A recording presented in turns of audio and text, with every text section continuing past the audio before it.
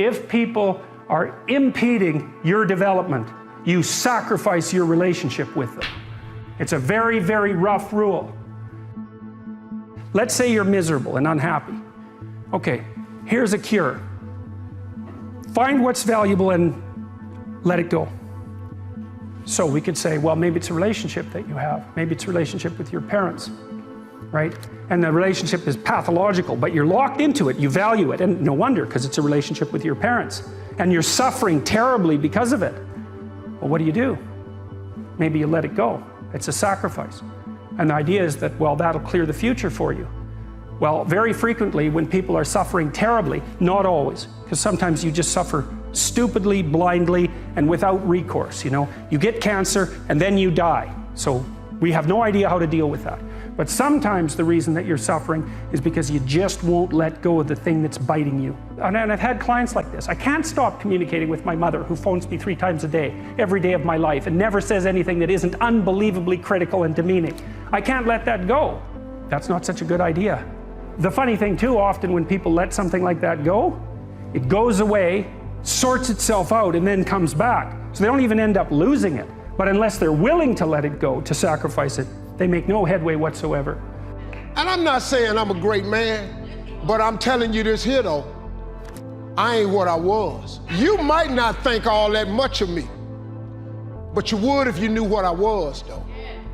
If you'd have saw me when I had a severe stuttering problem and I couldn't talk outside my house, you would think much of me if you saw me when I flunked out of school. I'm on my 3rd marriage. You would think a whole lot more of me if you knew me when I was living in that car for 3 years. Cause see, what he turned me into was something I never saw that I didn't think I'd ever be this. People come to me from everywhere. I meet with kings and queens. I was in Botswana with the president and the first lady of Botswana. Then I met the crown prince of Abu Dhabi. He came out of his chair at the race to come meet me. You know why he came to meet me? Just simply because of my gift. I make people laugh. It put me in the presence of great men. That's what my gift has done for me. That's what your gift will do for you. That scripture is talking about you. Look, man, identify that God-given gift and get to pursuing it. Maybe you here because you need to hear this here. Maybe you here because you need to dust off your dreams. Maybe you need to explore your imagination. Maybe you just need to identify your gift so you can quit tripping in your own life, trying to figure out what you can do. There was this statement, I think it was Pascal, he said, you know, all of man's problems arise because he cannot sit by himself in a room for 30 minutes alone. And it's very true. I always needed to be stimulated. And when the iPhone came along, boredom was dead. I would never be bored again. Even if I'm standing in line, I'm on my iPhone, and I thought it was great. And when I was a kid, I used to try and overclock my brain, be like, how many thoughts can I think at once? The answer is only one, but I would try to like think multiple thoughts at once. And I was proud of that. I was proud that my brain was always running, this engine was always moving. And it's a disease. It's actually the road to misery. And now that I'm older, I realize like, you actually want to, again, rest your mind. You want to learn how to settle into your mind. And now I look forward to solitary confinement. You leave me alone for a day, it'll be like the happiest day I've had in a while. And that is a superpower that I think everybody can attain. The superpower of learning to be alone and enjoying it. Yeah. As much as you want people to agree and you want the people around you to be supporting your dreams and all, it's not going to be like that all the time. You got to do it alone. And people will help you, and when you get the ball rolling, people will jump on. But if you don't believe, nobody else is going to believe. People come along because your belief is so insane, that your belief is so strong, that makes people be like, yo, this crazy. Following your dreams is a lonely, solitary, scary, dangerous pursuit. You can't wait for somebody to think you can do it. Because they don't think you can do nothing they can't do. It's a lonely, scary, dangerous pursuit, and you got to be willing to risk everything to become that seed of what you believe is in there. You got to be fearless. You got to be relentless. You have lots of reasons to be. God, there's reasons to be resentful about your existence. Everyone you know is going to die. You know, you too. And there's going to be a fair bit of pain along the way, and lots of it's going to be unfair. It's like, yeah, no wonder you're resentful. It's like act it out and see what happens. You make everything you're complaining about infinitely worse. There's this idea that hell is a bottomless pit, and that's because no matter how bad it is, some stupid son of a like you could figure out a way to make it a lot worse. So you think, well, what do you do about that? Well, you accept it. That's what life is like. It's suffering. That's what the religious people have always said. Life is suffering. Yes. Well, who wants to admit that? Well, just think about it.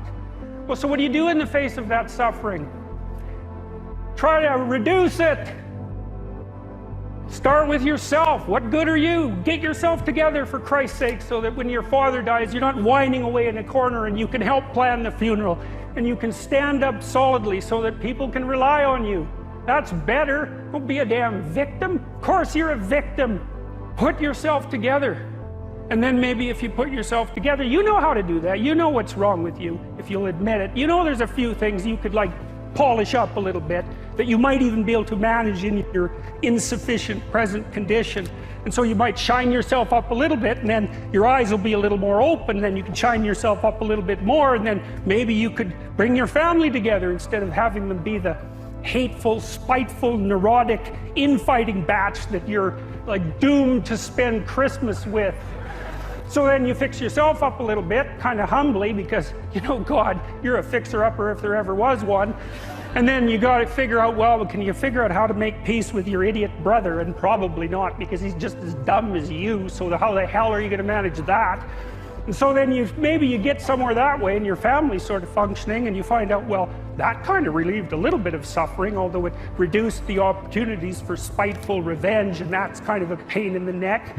And so then you get your family together a little bit, and you're a little clued in then, at least a bit, because you've done something difficult that's actually difficult. You're a little wiser, and so then maybe you could put a tentative finger out beyond the family and try to change some little thing without wrecking it. It's like, our society is complex, and we teach our students that they could just fix it. It's like, go fix a military helicopter and see how far you get with that. It's like, what are you going to do? You're like a chimp with a wrench. Whack! Oh, look, it's better. It's like, no, it's not better. Things are complicated, and to fix things is really hard. And you have to be like a golden tool to fix things, and you're not. And that's the other message of the West. It's like, how do you overcome the suffering of life? And I'm not saying it's only the message of the West. How do you overcome the suffering of life? Is be a better person. That's how you do it. Well, that's hard. It takes responsibility. And I think, you know, if you said to someone, you want to have a meaningful life? Everything you do matters. That's the definition of a meaningful life. But everything you do matters. So you're going to have to carry that with you. I get, you know, worried sometimes. I get these feelings. And so what I decided to do was create a 90-second rule for myself where I would end suffering as it arises. Because anybody tells you you're going to end suffering is full of crap. The reason is your brain is a 2-million-year-old brain. It's not designed to make you happy. It's designed to make you survive. But there's no saber-toothed tiger for you to react to anymore. So now we worry about, what are people thinking of us? Do I have enough money? Over the last 2 years, what I've done is play this little 90-second rule. And if I feel tension in me, I go, okay, that's suffering. Where does it come from? What am I stressed about? What am I concerned about? And what I immediately do is I realize the stressful thought. What I really do now is I dig in and I notice that the only time you have stress or suffer is when you believe a stressful thought.